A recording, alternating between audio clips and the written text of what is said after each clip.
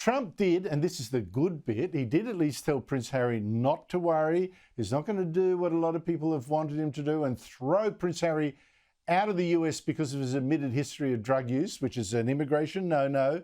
You can't do that. He said, and this is where he then spoiled it, I don't want to do that.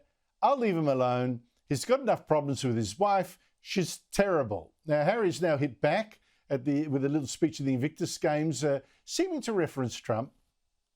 At this moment, when there is no shortage of crises, no absence of uncertainty, no lack of weak moral character in the world. Weak moral character. Look, it was very brutal of Donald Trump, wasn't it? Or did you find it entertaining? I can tell you now the whole of Britain was laughing. It was probably the funniest thing I've ever... on social media and in mainstream media as well, which laps it up. Unfortunately, many people didn't seem to disagree. I mean, I don't know if you saw Meghan's impromptu speech at the Invictus Games, where she wasn't planning on speaking, but somehow managed to talk people's ears off. But, you know, many people in this country just have the sense that, like, Harry is not very intelligent and he's being led like a dog wagging its tail by his very American, very headstrong wife.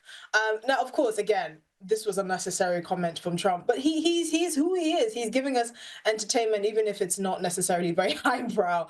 And unfortunately, you know, Harry has no comebacks. This is a couple that said that they wanted their privacy and then did everything in their power to not get their privacy. I can't imagine anything that shatters their privacy more than the leader of the United States calling your wife terrible, which is like, it's just hilarious. Who can deny that? Well, I got to say, I mean, again, you mentioned Schadenfreude, or the opposite in Trump's case.